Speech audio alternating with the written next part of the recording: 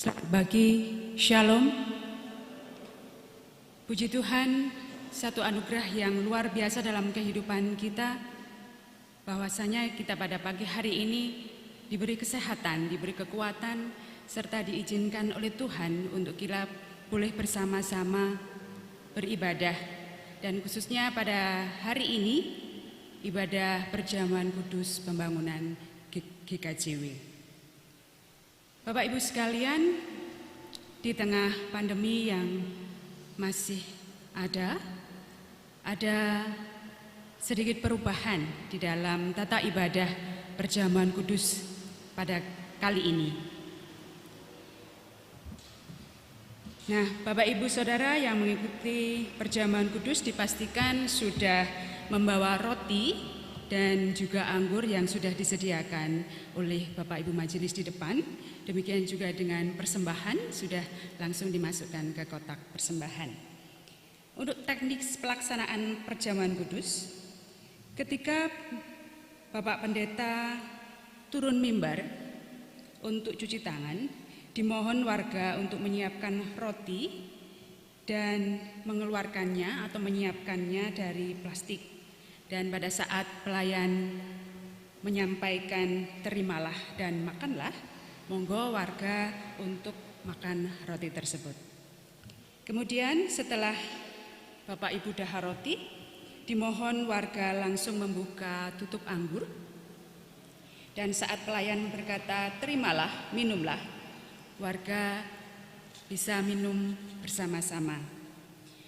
Dimohon dengan hormat untuk wadah anggur tidak ditinggal di bangku, namun bisa dimasukkan kembali di dalam plastik dan nanti dibuang di tempat sampah yang sudah tersedia di halaman luar. Dan sesuai dengan protokol yang ada untuk kita tetap jaga jarak, nanti pada saat kondur ada 3 pintu yang kami buka, jadi nanti monggo supaya nanti bisa keluar tidak berdesak-desakan. Jadi kita tetap menjaga supaya mata rantai tidak berjalan terus. Kiranya Tuhan akan memberkati dan memberikan kesehatan kepada kita sekalian. Itulah yang bisa kami sampaikan. Dan ibadah pada pagi hari ini akan dipimpin oleh Bapak Pendeta Kurniawan. Jemaat kami persilahkan bangkit dan berdiri. Kita awali ibadah kita dengan kita memuji Tuhan melalui kidung jemaat 178. Bait 1 dan 2.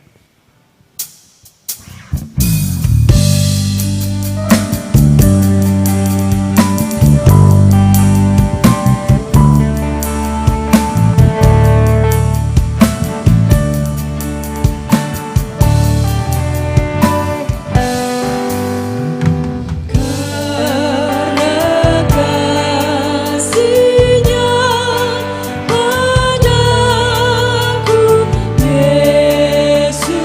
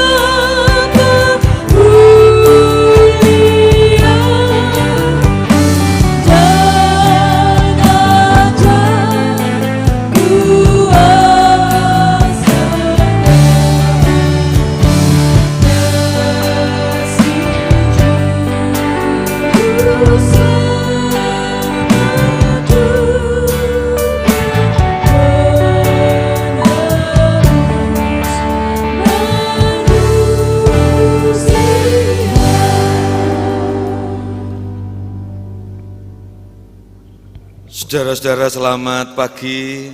Salam. Panjenengan sehat, amin. Mari kita syukuri hari pemberian Tuhan dan kita tandai dengan beribadat. Kita sampai di awal bulan Agustus, bulan yang baru berganti. Bahwa dinamika kehidupan jatuh bangun adalah sebuah keniscayaan. Dan hal yang positif apabila terjadi kejatuhan, keterpurukan, kita tidak terus terpuruk, jatuh, dan hancur, melainkan bangkit dan bangun.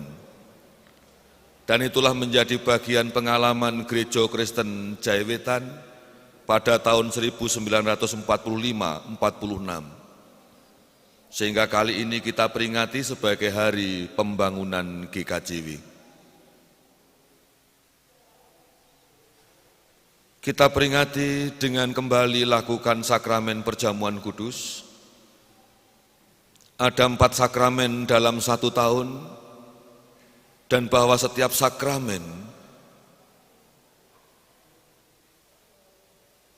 menyiratkan 3 hal, yakni yang pertama kita memperingati karya penebusan, karya agung Yesus Kristus. Yang kedua kita merasakan kehadiran beliau sepanjang waktu. Dan yang terakhir, melalui perjamuan kudus kembali kita menguatkan pengharapan akan keselamatan surga, perjamuan kudus bersama Dia di sana kelak. Mari kita mengambil saat teduh.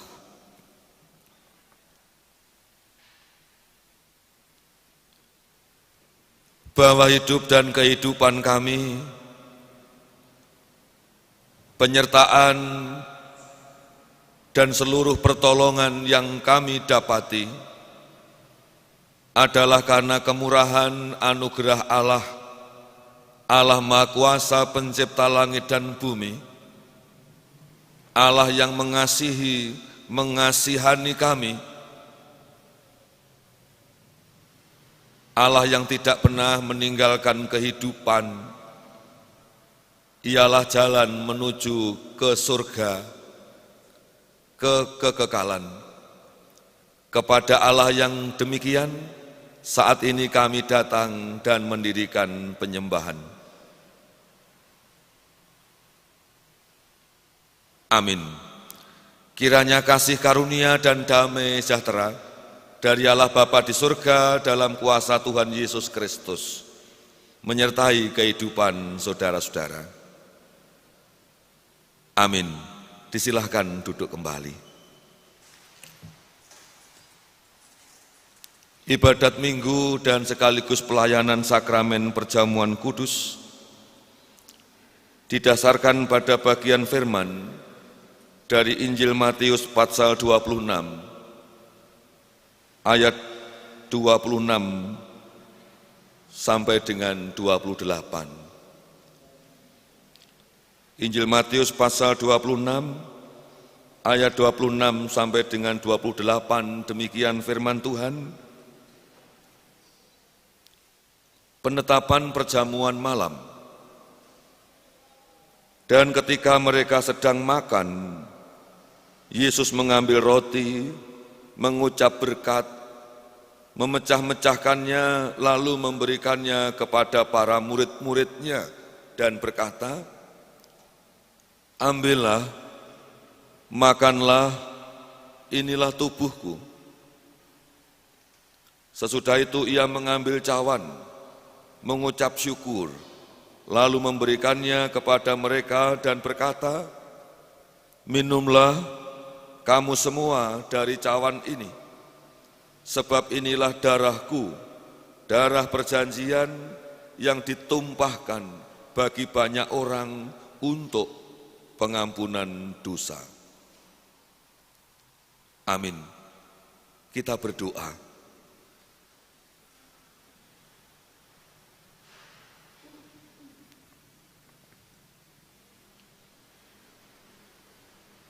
menaikkan syukur kepada Allah, sebab Allah Maha Murah. Hidup pemberian Allah, sehingga walaupun tidak kami pinta, Allah tetap menyatakan pemberian hingga saat ini. Bahkan dalam kemurahan kami merasakan berkecukupan. Terpujilah Allah, terpujilah pemilik kehidupan. Kami rasakan kebaikan Tuhan Allah yang tidak hanya memberi dan memelihara, melainkan mengarahkan agar kehidupan tidak mengarah ke kebinasaan, melainkan mengarah dan menerima keselamatan. Terima kasih panggilan-Mu kami dapat menanggapi, dan bersama-sama kami datang mendirikan penyembahan. Terimalah ibadah kami, diberkatilah semuanya, ya Tuhan. Terlebih dalam ibadat minggu saat ini, bersama-sama kembali, kami akan menerima, menghayati, merasakan, dan memperteguh pengharapan keselamatan melalui peraga kudus, sakramen perjamuan. Terima kasih Tuhan, dari awal hingga selesai, kepadamu kami berserah. Amin. Saudara-saudara jemaat kembali diundang untuk berdiri.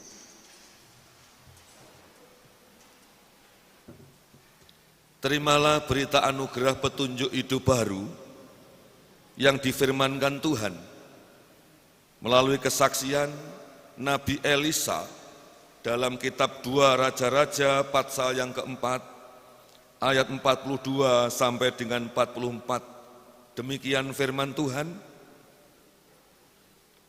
memberi makan 100 orang.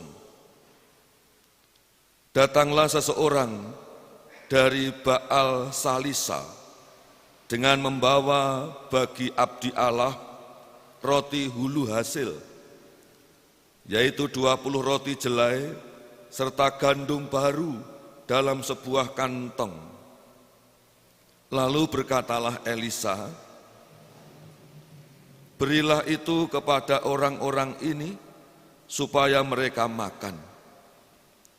Tetapi pelayannya itu berkata, bagaimanakah aku dapat menghidangkan ini di depan 100 orang? Jawabnya, berikanlah kepada orang-orang itu supaya mereka makan, sebab beginilah firman Tuhan, orang akan makan, bahkan akan ada sisanya. Lalu dihidangkannya lah di depan mereka. Maka makanlah mereka, dan ada sisanya, sesuai dengan firman Tuhan.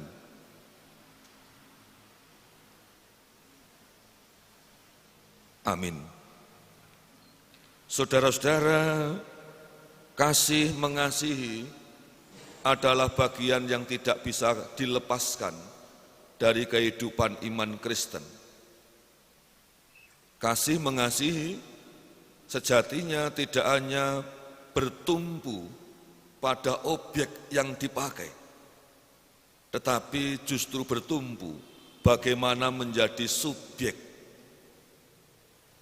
Bukan benda yang diberi, tetapi diawali kesanggupan dan percaya di dalam memberi. Mari kita tanggapi firman ini, 83 Kidung Ria, bagian yang pertama dan yang kedua.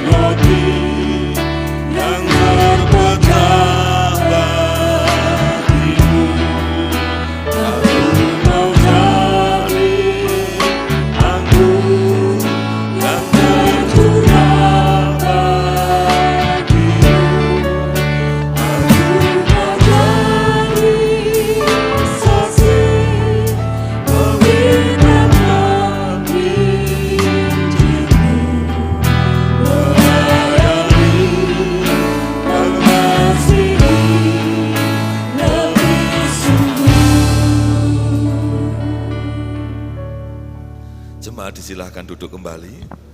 Kita akan diantar membaca bagian Injil. Firman Tuhan dari Injil Matius, pasal yang ke-14.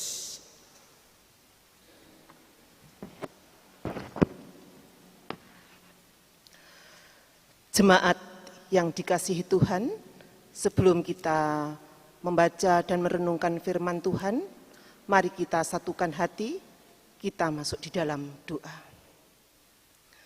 Allah Bapa yang bertakhta di dalam kerajaan surga yang mulia, sungguh Tuhan pada pagi hari ini kami mengucap syukur kehadirat-Mu karena kasih Tuhan yang senantiasa menjaga di dalam kehidupan kami hari lepas hari. Sampai saat ini Tuhan persekutukan kami bersama di tempat-Mu yang kudus dengan keadaan selamat. Tuhan, pada saat ini kami akan membaca, akan menggumuli dan mendengarkan firman-Mu. Kiranya Tuhan hadir di tengah-tengah kami, membuka hati kami satu persatu, sehingga kami boleh mengerti akan firman-Mu dan mampukan kami untuk melakukannya di dalam kehidupan kami sehari-hari. Bapak Pendeta yang akan menyampaikan kebenaran firman-Mu, berkatilah Roh Kudus, sehingga apa yang tersampaikan semuanya seturut dengan kehendak Tuhan. Dan firman-Mu ini boleh menjadi berkat di dalam kehidupan kami. Berfirmanlah Tuhan, kami siap untuk mendengarkan. Amin. Firman Tuhan pada pagi hari ini diambil dari Injil Matius pasal 14 ayat 13 sampai 21. Yang demikian kesaksian firman Tuhan. Yesus memberi makan 5.000 orang. Setelah Yesus mendengar berita itu, menyingkirlah ia dari situ dan hendak mengasingkan diri dengan perahu ke tempat yang sunyi. Tetapi orang banyak mendengarnya dan mengikuti dia dengan mengambil jalan darat dari kota-kota mereka. Ketika Yesus mendarat, ia melihat orang banyak yang besar jumlahnya, maka tergeraklah hatinya oleh belas kasihan kepada mereka dan ia menyembuhkan mereka yang sakit. Menjelang malam, murid-muridnya datang kepadanya dan berkata, "Tempat ini sunyi dan hari sudah mulai malam. Suruhlah orang banyak itu pergi supaya mereka dapat membeli makanan di desa-desa." Tetapi Yesus berkata kepada mereka, "Tidak perlu mereka pergi, kamu harus memberi mereka makan." Jawab mereka, "Yang ada pada kami di sini hanya 5 roti dan 2 ikan."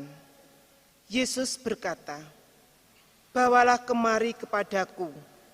Lalu disuruhnya orang banyak itu duduk di rumput. Dan setelah diambilnya 5 roti dan 2 ikan itu, Yesus menengadah ke langit dan mengucap berkat, lalu memecah-mecahkan roti itu dan memberikannya kepada murid-muridnya, lalu murid-muridnya membagi-bagikannya kepada orang banyak. Dan mereka semuanya makan sampai kenyang.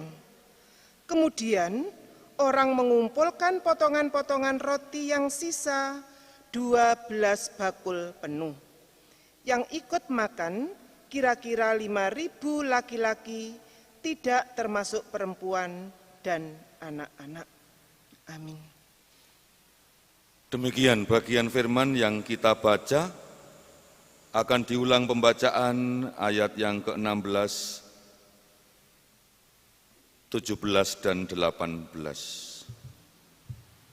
Tetapi Yesus berkata kepada mereka, "Tidak perlu mereka pergi, kamu harus memberi makan." Jawab mereka, "Yang ada pada kami di sini hanya 5 roti dan 2 ikan." Yesus berkata, "Bawalah kemari kepadaku." Berbahagialah setiap pribadi yang setia membaca mendengar, terlebih berbahagia yang terus berupaya menjalani hidup setia melakukan kehendak Tuhan. Amin. Saudara-saudara, cerita ini termasuk kelompok cerita mujizat. Dan kita semua tentu sering kali mendengar sejak anak-anak KPAR, pemuda hingga tua seperti saat ini.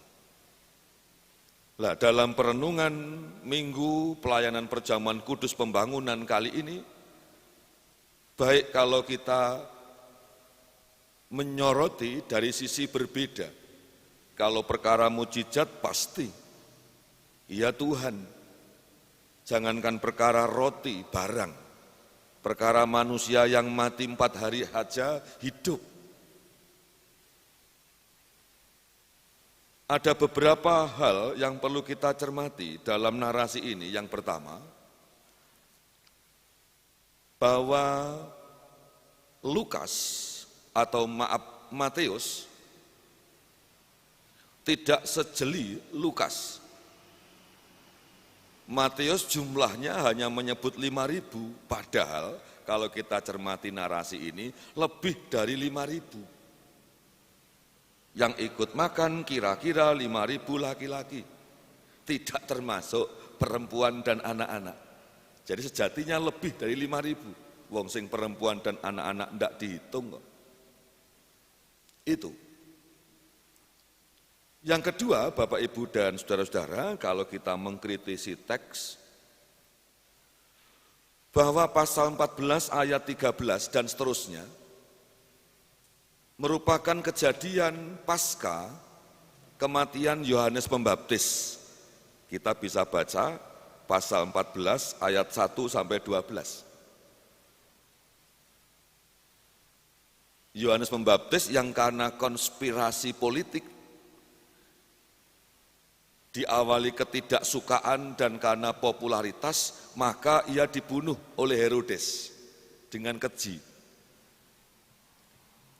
Kita tahu kedekatan emosi dari Tuhan Yesus dengan Yohanes Pembaptis. Makanya ayat 13 diawali, setelah Yesus mendengar berita itu, menyingkirlah ia. Lah yang menarik, ia menyingkir, tidak menata barisan untuk mendendam. Tetapi ia menyingkir justru, ia akan lakukan sesuatu yang amat berbeda dengan Herodes lakukan. Yakni menolong orang lebih dari 1, melainkan 5.000 lebih. Sebuah teladan pengelolaan emosi batin yang diperagakan oleh junjungan kita. Jadi keyakinan kita tidak suka mengolok-olok, tidak suka dendam, tidak suka hal-hal negatif yang lain. Ini luar biasa. Sakit hati, kekecewaan tidak diluapkan dengan membabi buta, melainkan justru dikelola sehingga muncul aksi baru yang justru lebih positif dari pengalaman yang lalu. Bapak, Ibu, dan saudara-saudara yang terkasih, narasi 13 sampai dengan 21, cerita memberi makan 5.000 melibatkan Tuhan Yesus, para murid, dan orang banyak. Selain disebutkan di atas, ada pesan lain yang tersirat dari suratan ini, yakni bahwa melalui peristiwa mujizat ini, yang pertama Tuhan Yesus menganggap para murid mitra. Ya, para murid mitra. Mitra itu kawan sekerja.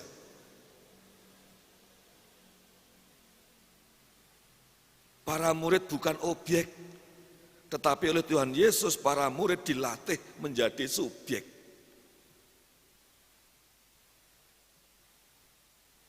Tanpa disuruh orang banyak ngetut ke Gusti Yesus.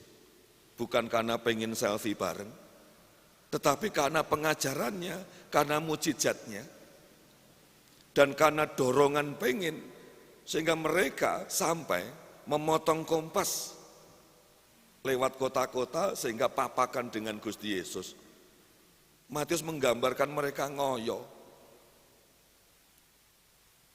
Matius juga menggambarkan mereka tidak hanya ngoyo, tetapi mereka kuat hasratnya sampai lupa bahwa mereka ngetut ke Gusti Yesus sampai menjelang malam. Dan para murid melihat kondisi semacam ini merespon. Datang kepada Tuhan Yesus, tempat ini sunyi, hari sudah malam, suruhlah orang banyak untuk pergi. Ini tanggapan para murid atas sebuah masalah. Ngoper kepada Gusti Yesus. Lalu apa jawaban Tuhan? Tidak perlu mereka pergi. Kamu harus memberi makan.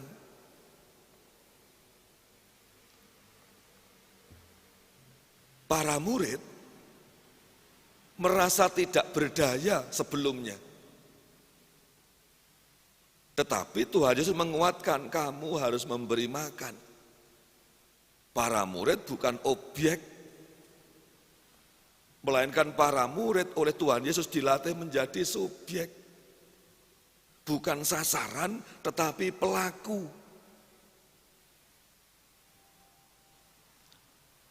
Dan apa yang disampaikan Tuhan Yesus makin jelas. Awakmu nggawa apa? Namung niki Gusti, roti kalih, ulam kalih. Ya. Memang jumlahnya seakan-akan tidak menyelesaikan masalah. Tetapi kesanggupan untuk jujur dan memberi, ini yang membuka tingkap mujizat. Roti 5, 2 ikan milik para murid. Mereka ambil dan diserahkan kepada Tuhan. Artinya bahwa Tuhan Yesus memberikan pengakuan para murid, janjane kowe duwe dan kowe iso.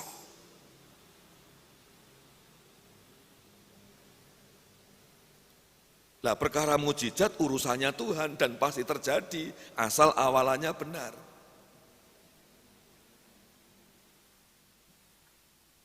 Seringkali Bapak Ibu dan saudara-saudara dalam kita bekerja termasuk bergereja, karena situasi dan kondisi acap kali tanpa sadar kita menganggap tanda kutip remeh yang lain. Warga jemaat itu bukan objek, tetapi subjek. Warga jemaat bukan sasaran untuk mengumpulkan persembahan. Bukan sasaran untuk menerima pengajaran saja. Tetapi warga jemaat adalah juga subjek yang punya tanggung jawab atas yang lain. Loh begitu kan logikanya. Di rumah juga begitu. Anak-anak kita bukan objek. Lek objek main dikongkon yae. Mereka subjek. Mereka meski melatih dirinya untuk bertanggung jawab dengan keluarganya. Orang ketang nyapu-nyapu sekedik begitu. Mereka meski dilatih jadi subjek.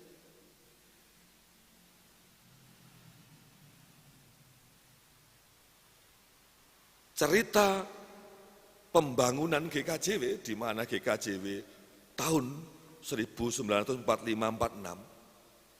mengalami masa yang sulit dan akan ambruk karena apa? Kan tidak adanya kesadaran bertanggung jawab atas lembaga GKJW karena politik. Muncullah tanggung jawab, muncullah kesadaran diri sebagai subjek gereja lek gak awake dhewe terus njur sapa? Wong mereka punya tempat ibadah masing-masing. Mereka punya keyakinan masing-masing. Sehingga bangkitlah para leluhur, para tua-tua. Hari Selasa tanggal 6 Agustus 1946, mereka kumpul di Mojowarno menandai perjamuan kudus dan bangkitlah GKJW. Setelah sadar bahwa mereka itu subjek, bukan objek. Karena seringkali kolonialisme dan juga Jepang menganggap warga, menganggap rakyat itu subjek, perahan. Jadi melalui cerita mujizat, para murid diingatkan bahwa mereka harus tandang dan mereka bisa, mereka punya potensi. Lah mari kita sadari, baik sebagai pelayan, baik sebagai warga, bahwa panjenengan semua bukan objek, tetapi subjek, bukan sasaran, tetapi pelaku. Ini penting. Nah yang kedua, ibu bapak dan saudara-saudara, dari cerita narasi ini, Tuhan Yesus tidak hanya menjadikan para murid subjek, tetapi Tuhan Yesus juga mengajak para murid untuk bersedia menjadi agen pembaharu. Ya, agen pembaharu. Selama ini tradisi mereka, mereka orang-orang Yahudi, kalau bepergian ya mek gur nggawa roti untuk butuhe dhewe, Makanya ada roti yang sejenis mana begitu. Roti mana itu kalau kecil saya itu mirip roti montor-montoran itu loh. Jadi rotinya gede, makannya cetak-cetak begitu. Mereka hanya bawa. Buktinya apa? Mereka ya mek gur punya 5 roti 2 ikan ya. Berarti kan enggak gawa tandon. Mereka terbiasa berpikir untuk dan bagi diri sendiri. Walaupun tanpa mengerusui orang lain. Lah Yesus membawa pembaharuan, perubahan, paradigma yang baru. Bahwa hidup ini meski juga dibagi, dan itulah nilai hidup. Lah mari kita hayati, hiduplah hanya berarti dengan diri sendiri, artinya apa? Hidup meski berarti bagi yang lain, baru itu menemukan nilai. Oh enggak bisa ya Gusti, lo tinggal caranya. Makanya dalam narasi ini ada peragaan. Para murid gak mek gur nompo, tetapi para murid memberi yang ada padanya. Tuhan mengolah dalam mujizat. Para murid tidak hanya nompo, tetapi para murid juga nandangi. Oke, suruh mereka duduk. Ya, orang banyak lek berdiri itu gampang emosi. Demo-demo tuh, ayo konsilo nanti lek tenang. Demo itu rame karena apa? Mereka berdiri, jajal duduk. Mereka akan tenang. Lah narasi ini orang 5.000, mari kita bayangkan. Sejak pagi goleki Gusti sampai malam. Mereka mesti lapar. Ya orang lek kumpul banyak masa lapar, biasanya gak kenal kiwa tengen. Sing ono hujatan aja, kan begitu. Saya hanya cerita YouTube saja. Itu. Makanya yang didhawuhi Tuhan Yesus suruh mereka duduk. Batin pikirannya didem sik kabeh, greh lingkuh dah. Suruh mereka berkelompok. Ya. Jadi masa dalam jumlah banyak ini akan sulit dikendalikan. Lebih efektif mereka dikelompokkan. Nah, itulah teori dasar organisasi. Lek perlu setiap kelompok ana pemimpinnya, sehingga nompo roti gak rowoyoan nang padha luwene, Sehingga ana perwakilane ngedume lah begitu. Artinya Tuhan Yesus ingin mengajarkan pada para murid bahwa hidup dalam dinamika itu tidak dinamika pancet atau mundur. Hidup akan terus baru, mengalami perubahan. Lah para murid gak iso njagakne Tuhannya saja. Ia meski belajar tandang dewe gitu loh. Dan mereka pasti bisa. Asal bener carane. Sehingga betul yang disampaikan Tuhan Yesus, para murid ikut ambil bagian pekerjaan. Satu subjek, yang kedua ikut bagian ambil pekerjaan. Ia pembaharu. Menyuruh mereka duduk, lalu membagi roti.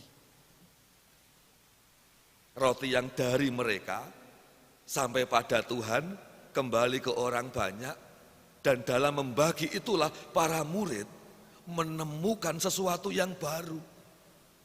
Tanda kutip kenikmatan, rasa kagum, rasa marem. Ini pembaharu dalam emosi. Bukan memberi terus minta dilem, enggak. Memberi tapi punya kepuasan dengan Tuhannya. Ini hal yang menarik. Di tengah-tengah iklim kemanusiaan yang terkadang sok mulai mundur. Tuhan Yesus ingin para murid menjadi agen-agen pembaharu. Tuhan Yesus ingin saya dan panjenengan menjadi agen-agen pembaharu. Tidak gampang menyerah, tetapi melompat-lompat maju dan semakin baik. Tidak gampang kapok dengan pengalaman, tetapi percaya kepada Tuhan dan melakukan segala sesuatu dengan benar, terukur, dan dapat dirasakan oleh yang lain. Ini penting. Dan yang ketiga, ibu bapak serta jemaat, narasi memberi makan 5.000 orang, kita terima dikala kita lakukan perjamuan kudus. Bukankah tema dasar perjamuan kudus adalah Allah yang memberi?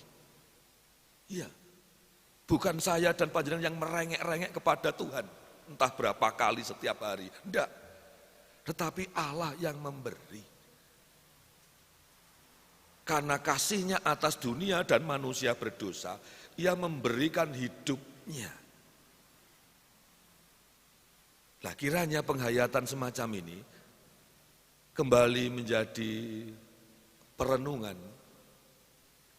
penghayatan, dan akhirnya juga mengajak kita semakin dekat dengan penyadaran bahwa hidup saya dan saudara bukan objek daripada karya penyelamatan, tetapi sejatinya kita dipakai oleh Tuhan sebagai subjek melanjutkan karyanya.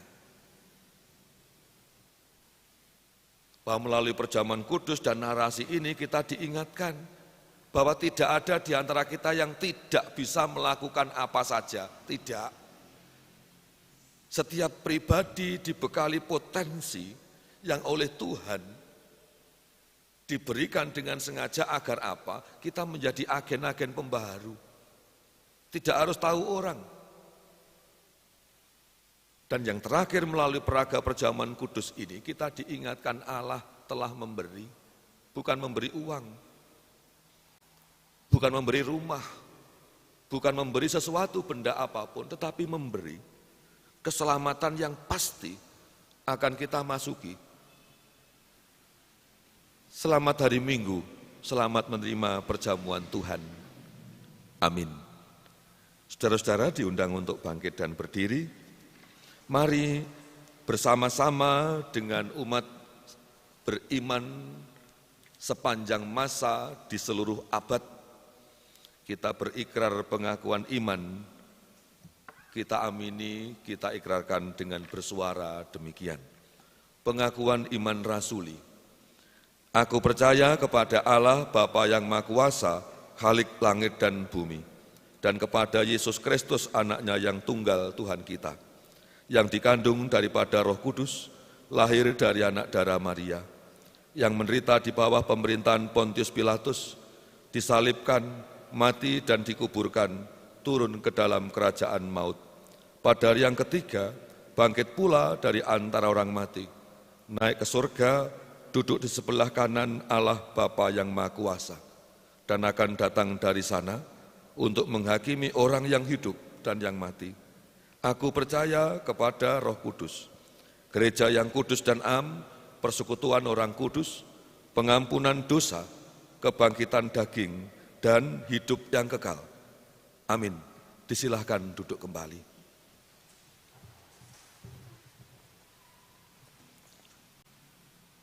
Saudara-saudara warga dewasa, sebelum bersama-sama kita ambil bagian dalam perjamuan kudus, baiklah bersama-sama pula kita kembali mengingat apa yang menjadi dasar tujuan dan kesucian perjamuan kudus. Dasar perjamuan kudus adalah bahwa sejak semula manusia jatuh dosa dan sejak itu pula sejatinya Allah yang Maha Pengasih berupaya menyelamatkannya. Mulai kejatuhan Adam, peristiwa Kain Habil, Nuh, Abraham, Musa, dan seterusnya. Pendek kata, belahan Alkitab Perjanjian Lama penuh dengan Allah yang berinisiatif, Allah yang melakukan aktif. Sudahkah bisa manusia kembali? Ternyata tidak. Maka sampai pada puncak karya penyelamatan, Allah tidak mengutus nabi-nabinya lagi, melainkan Allah hadir sendiri pada diri Yesus Kristus. Kehadirannya untuk menebus dosa, sedangkan dosa adalah maut, keterpisahan manusia dengan Allah. Sehingga kehadirannya di dunia, ia pun meski mengalahkan maut. Terjadilah peristiwa Golgota, penebusan. Artinya melalui peristiwa Golgota, peristiwa yang konkret, realitas historis, tempatnya masih ada. Allah terakhir kali menawarkan keselamatan kepada umat.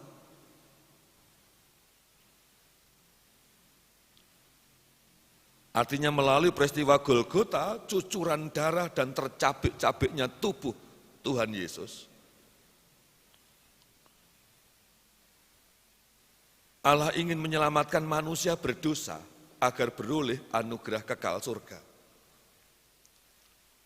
Nah, saudara-saudara, melalui peraga sakramen perjamuan kudus seperti ini, tubuh dan darah Tuhan disimbolkan dalam elemen roti dan anggur. Artinya untuk yang kesekian kali, selama saya dan panjenengan masih hidup di dunia, diberi kesempatan untuk kembali datang menghadap Ia, Sang Kudus. Sehingga menyisakan pertanyaan, sudahkah kehidupan saya dan panjenengan kudus, suci?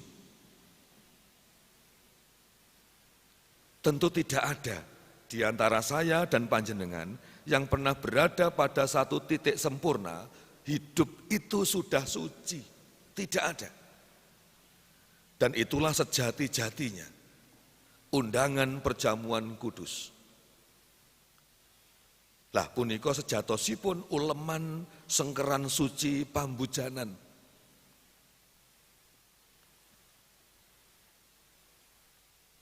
Diserukan kepada siapa saja yang mengaku hidupnya berdosa. Diserukan kepada siapa saja yang melakukan pertobatan dan Allah kembali membuka anugerah pengampunan. Oleh karenanya saudara-saudara, diberi kesempatan khusus kepada saya dan panjenengan untuk mengingat ulang peristiwa dan perjalanan hidup yang kita lalui, bagaimana sejatinya, sejujurnya selama ini hubungan kita pribadi dengan Tuhan. Sudahkah benar? Juga yang kedua, diberi kesempatan untuk saya dan saudara mengingat ulang, menguji hati masing-masing, dadar manah piyambak-piyambak. Bagaimana selama ini hidup kita bersesama, tidak usah jauh-jauh. Kita dengan orang tua, kita dengan suami, dengan istri, kita dengan anak-anak, kita dengan teman. Sudahkah berbaik-baik atau malah sebaliknya? Kalau memang demikian adanya, mari semuanya kita akui di hadapan Tuhan, sebab jangan ada di antara kita yang ikut perjamuan dengan sembarangan. Perjamuan mensimbolkan apa yang telah Tuhan lakukan. Mari kita berdoa.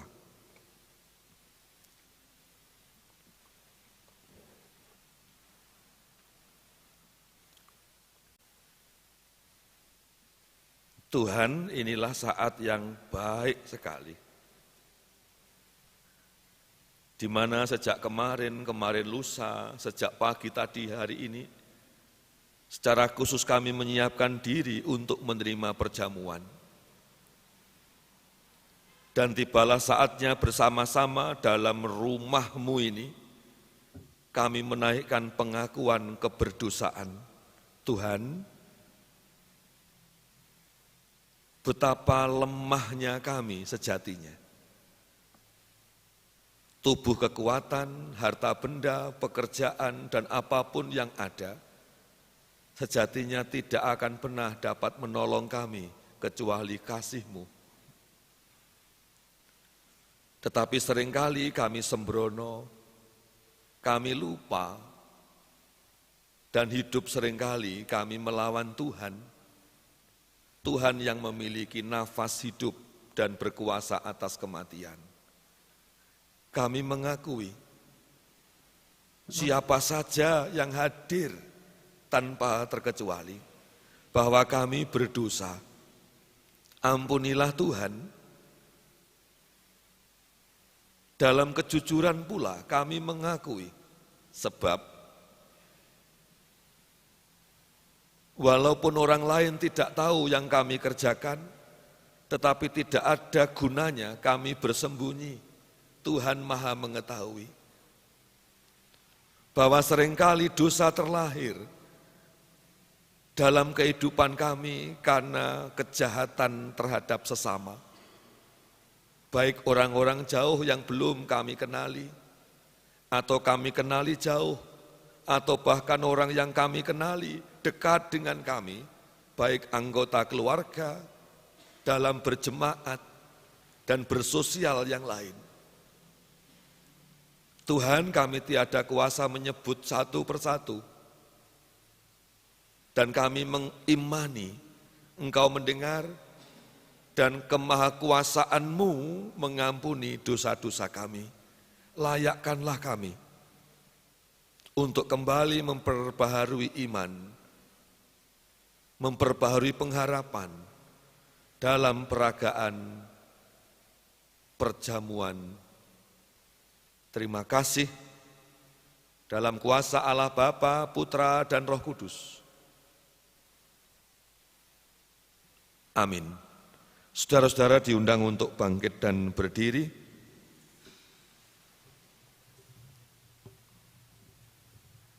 Sejatinya Allah tidak ingin kita meski merengek-rengek dan luar biasa apa yang kita lakukan. Allah hanya menilai kesungguhan dan kejujuran. Allah mendengar pengakuan kita, Allah memberikan pengampunan, dan firman Tuhan membuktikan demikian. Aku telah menghapus segala dosa pemberontakanmu seperti kabut diterbangkan angin, dan segala dosamu seperti awan yang tertiup. Kembalilah kepadaku, sebab aku telah menebus engkau. Amin. Disilahkan duduk kembali dan kita bersiap untuk menerima perjamuan. Kidung kontekstual 138 kita nyanyikan 2 kali.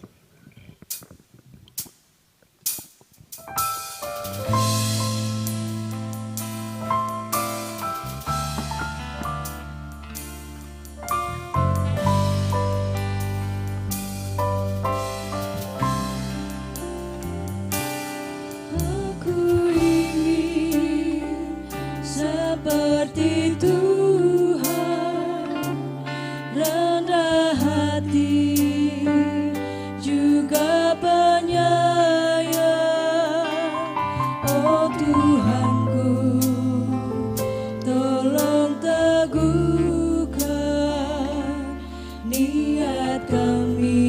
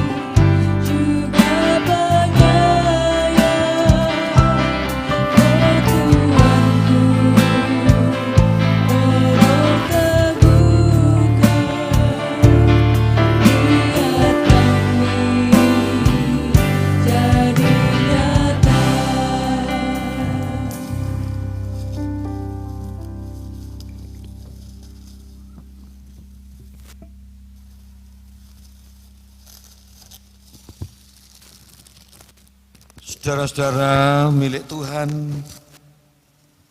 bahwa pada malam menjelang kematiannya, Tuhan Yesus melakukan perjamuan dengan para murid. Hal yang sama diperuntukkan bagi kita umat yang telah ditebusnya. Kala itu, ia mengambil roti, mengucap syukur atasnya,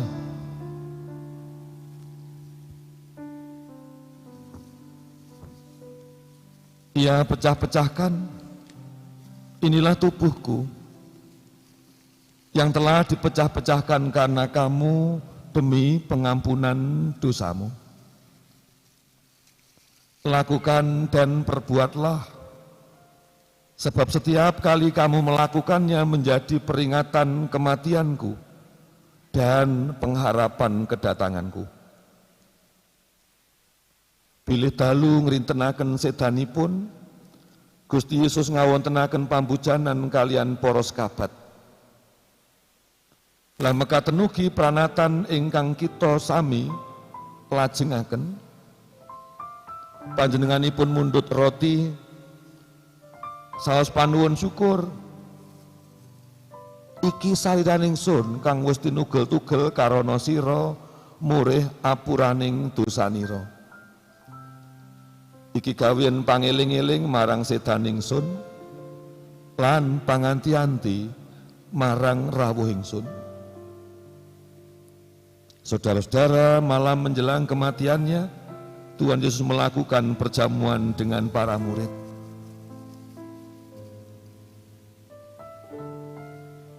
Ia mengambil roti mengucap syukur, inilah tubuhku, terimalah, yang telah dipecah-pecahkan karena kamu demi pengampunan dosamu. Terimalah,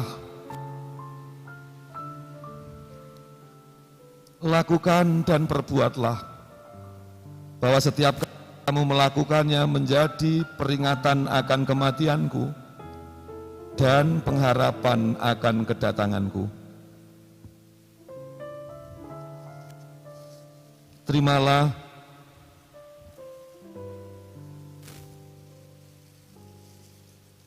terimalah dan makanlah.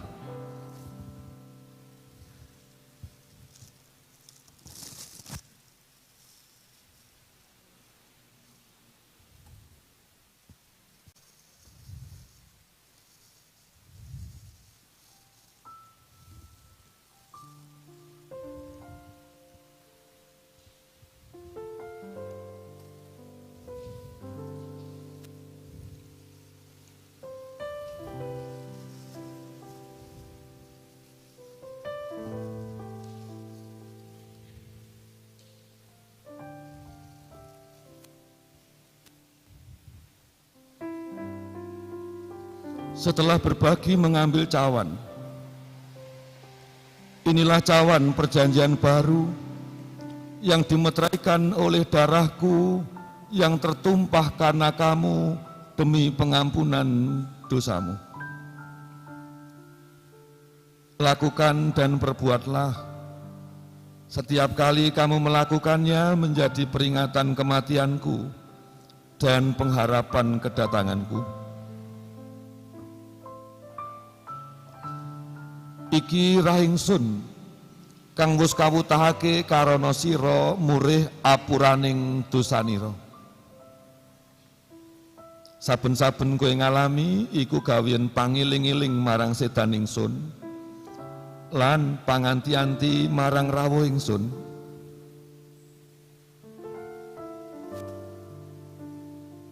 Bahwa pada malam hari menjelang kematiannya, Tuhan Yesus melakukan perjamuan dengan para murid. Setelah berbagi mengambil cawan, inilah cawan perjanjian baru yang dimeteraikan oleh darahku, yang tercurah karena kamu demi pengampunan dosamu.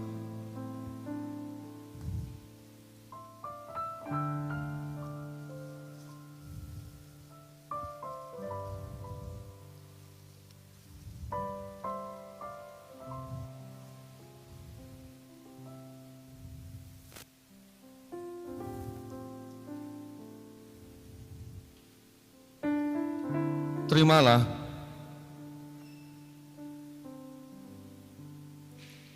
Lakukan dan perbuatlah. Setiap kali kamu melakukannya menjadi peringatan akan kematianku dan pengharapan akan kedatanganku. Terimalah.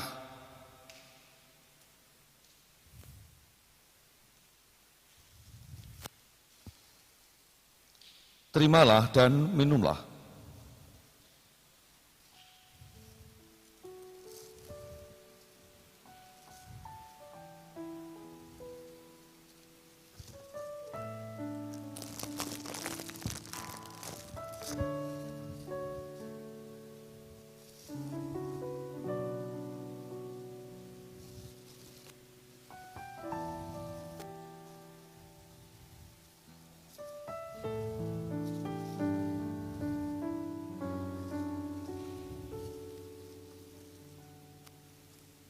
Saudara-saudara, kita lega, sebab kembali hidup masih bisa kita nikmati. Kita nikmati hingga kini dan bahkan kesempatan untuk kembali memperbarui kehidupan masih Tuhan berikan. Kasih Tuhan luar biasa. Kita mundur dari pelayanan perjamuan. Mari kita ingat firman demikian. Sesungguhnya aku datang segera dan aku membawa upahku untuk membalaskan kepada setiap orang menurut perbuatannya. Aku adalah Alfa dan Omega, yang pertama dan yang terkemudian, yang awal dan yang akhir. Berbahagialah mereka yang membasuh jubahnya, mereka peroleh hak atas pohon-pohon kehidupan, dan melalui pintu-pintu gerbang.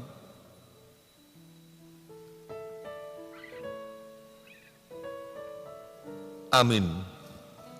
Berkat hidup kekal senantiasa ada pada saudara-saudara, ada pada kita semua. Amin. Mari kita undur dari meja perjamuan, kita serahkan kepada Tuhan persembahan yang telah kita siapkan dari rumah dan telah kita kumpulkan jelang memasuki rumah ibadah.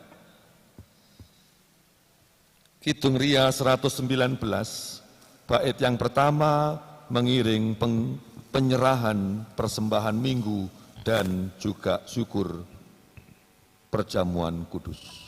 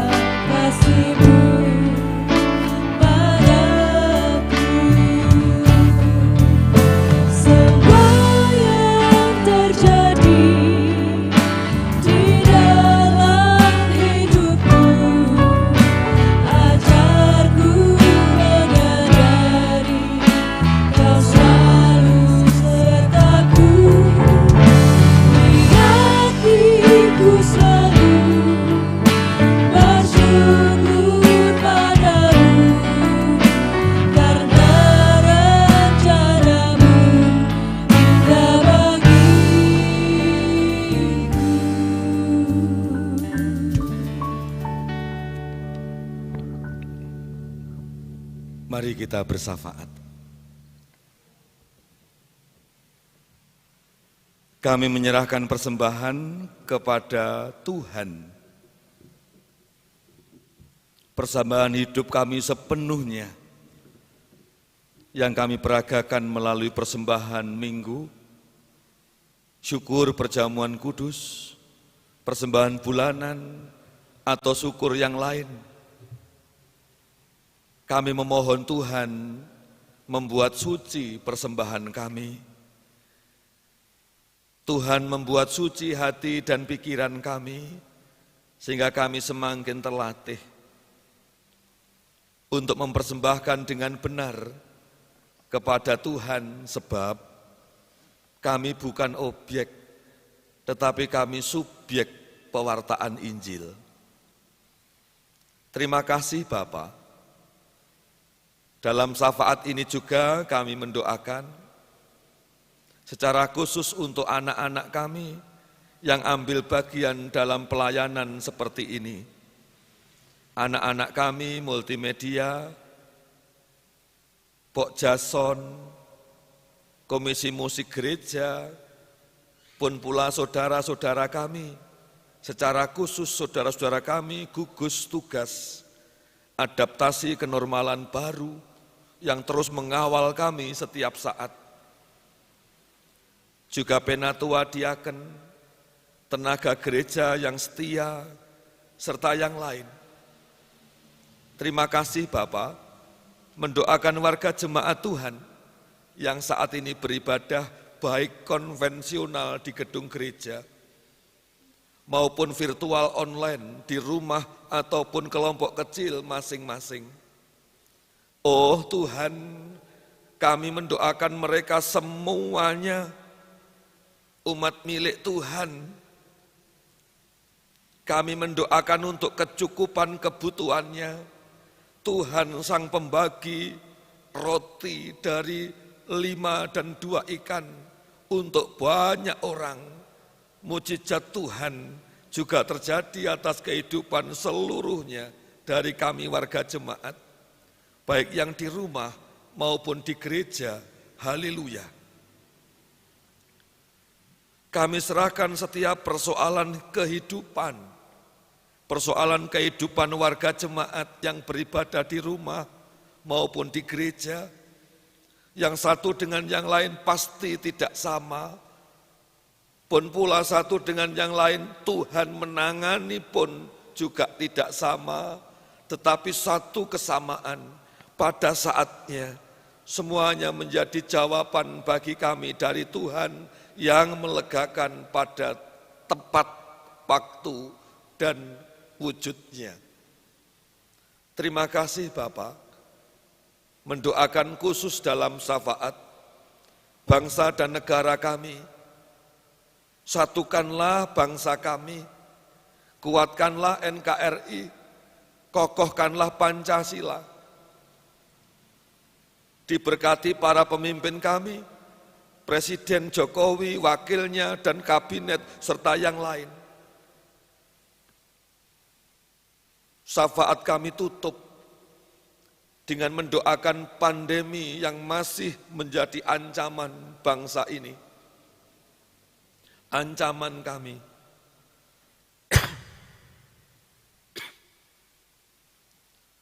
Mari Bapa, Engkau sertai pihak yang secara khusus telah ditunjuk pemerintah, bukan hanya menangani, melainkan juga dengan cepat untuk penelitian, uji coba, dan akhirnya penerapan vaksin. Jauhkanlah dari berbagai kepentingan, biarlah hanya satu, yakni dengan cepat dan tepat, semuanya akan terproduksi dengan massal. Akhirnya secara khusus kami doakan warga jemaat di mana Tuhan mempercayakan pelayanan kepada kami. Kami mohon perlindungan dari Tuhan. Siapa saja, baik yang bayi, muda, anak-anak, bahkan orang tua, sehatkanlah mereka ya Tuhan. Kami akan mengakhiri ibadah dan pulang, beristirahat dan atau melanjutkan kegiatan. Dikuatkan-nyalah kami, dituntun-nyalah kami, disertai dalam berkat oleh Tuhan sendiri.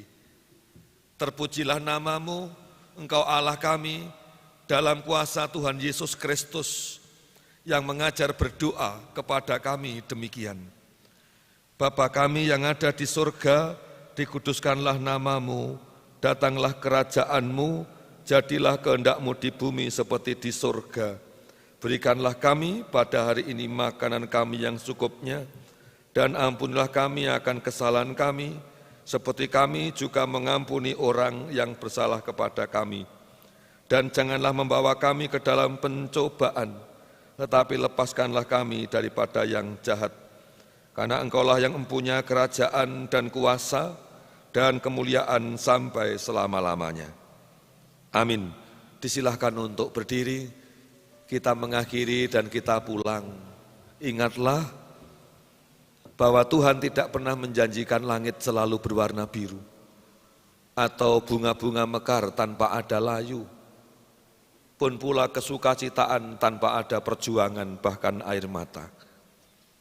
Tuhan berjanji memberikan penyertaan dari setiap persoalan ke persoalan berikutnya, dari suka duka, dari setiap saat, setiap hari. Kidung Jemaat 346.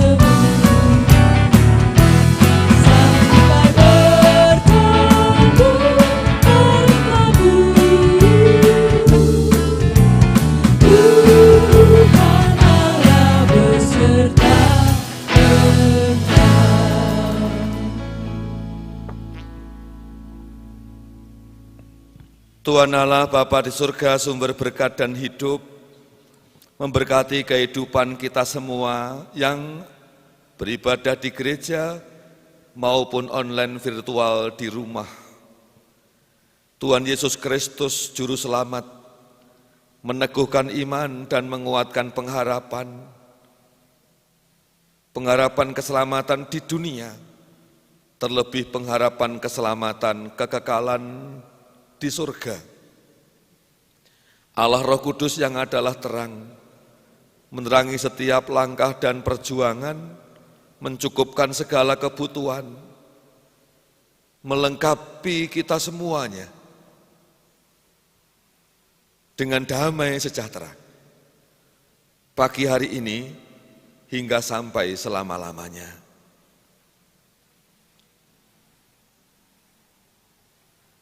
Amin. Ku tahu Tuhan pasti buka jalan.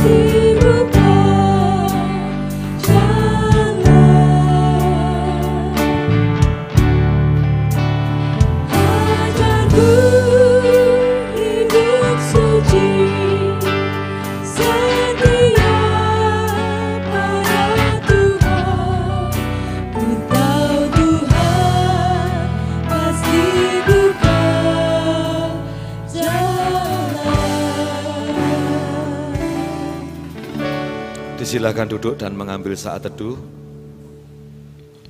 Nanti selamat jalan, Tuhan memberkati panjenengan dan anggota keluarga yang panjenengan sayangi.